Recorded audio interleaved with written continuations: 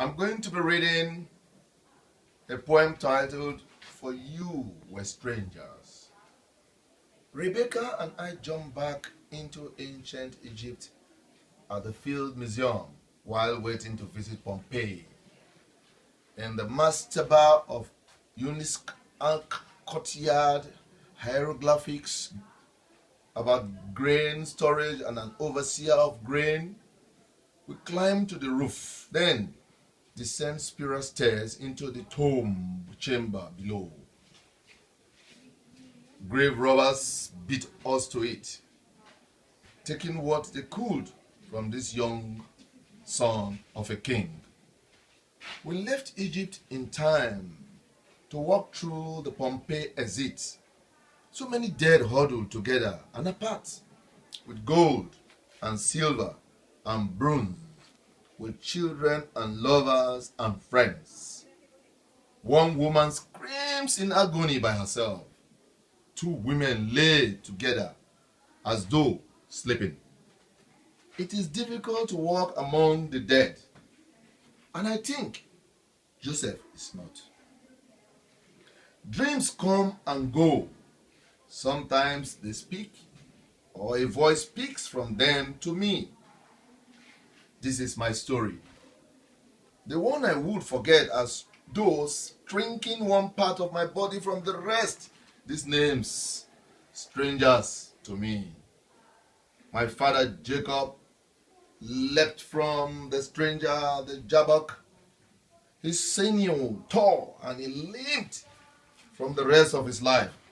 Limp past Esau, limp past Rachel's death, limp past Joseph is not, limp past Simeon remains in Egypt. Israel sent Benjamin down, for Jacob could not stand too. Jacob leapt, and the stranger touched his thigh.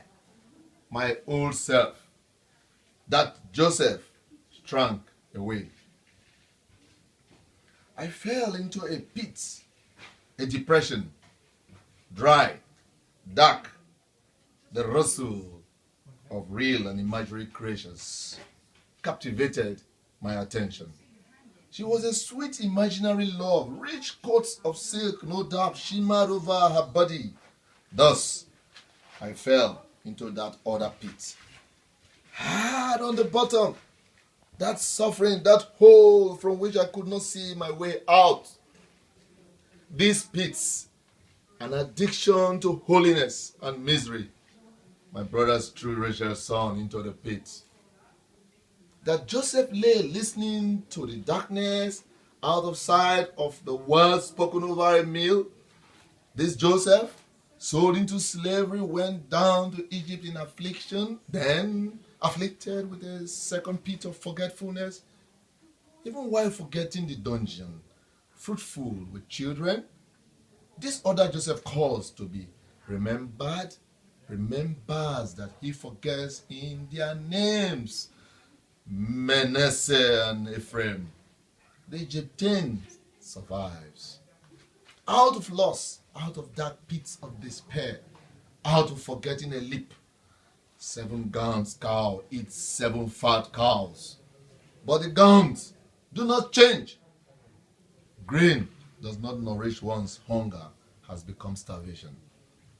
It does not matter that Egypt saves grain or the citizens of Pompeii hoard gold and silver around them when the hot breath comes. What matters is that brothers came down to Egypt out of affliction, that Jacob stopped holding his neurotic love of Rachel in her children, in so doing becomes Israel and finds Joseph and Benjamin, that brothers find each other made whole. True, the Israelites will follow this Joseph down to Egypt into the despair and affliction of the pit. They will taste darkness before redemption. In the confusion of time, the dark moments of life, the choices between life and death, they will leap into compassion.